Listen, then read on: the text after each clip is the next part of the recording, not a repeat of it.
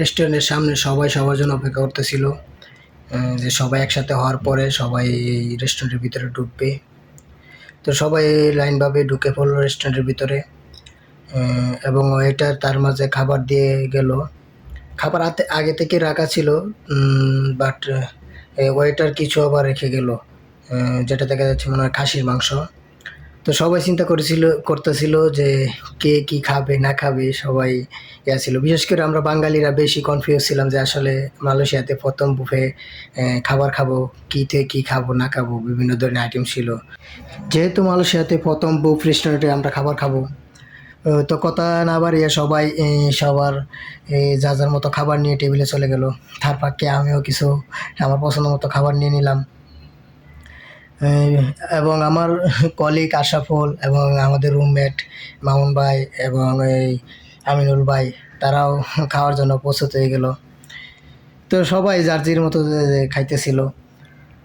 খাবারটা আসলে একটু অসাধারণ ছিল।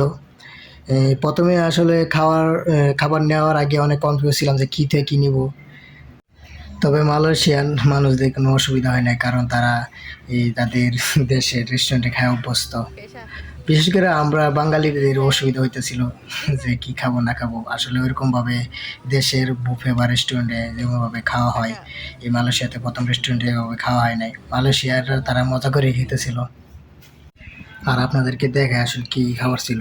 কাঁচা টমেটো ছিল, হ্যাঁ ডিম ছিল, সিদ্ধ ডিম, মুরগির কোয়েল পাখির ডিম, এবং ভুট্টো ছিল, সিদ্ধ ভুট্টো, মাশরুম ছিল, ফুলকপি ছিল, পাতাকপি ছিল, আর বিভিন্ন ধরনের ফ্রোজেন ছিল, সামুদ্রিক মাছ ছিল, এই শামুক ছিল, এই বিভিন্ন ধরনের সামুদ্রিক মাছ, আদার্স খাবার ছিল।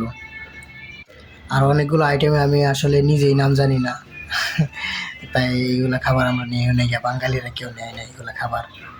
শুধু নর্মালি গরুর গোশত আর খাসির গোশত এগুলাই নেওয়া হয়েছে।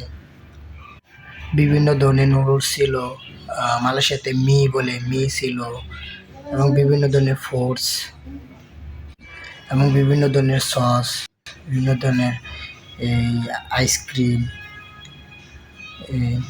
আর বাঙালি ভাইরা অন্যান্য জিনিস কিছু খাক বা না খাক, তবে আইসক্রিম আর ওই ফ্রুটস আর আইসক্রিম বেশি করে খাইছে। আর আমিও আরও যেহেতু প্রথম এই বুফে খাওয়া হইলো, আমিও ওই বেশিরভাগ ফ্রুটস আর ওই আইসক্রিমে খাইছি বেশি করে। সব মিলে ভালোই ছিল, আবার কোল্ড ড্রিঙ্ক ছিল, সব মিলে ভালোই ছিল আলহামদুলিল্লাহ।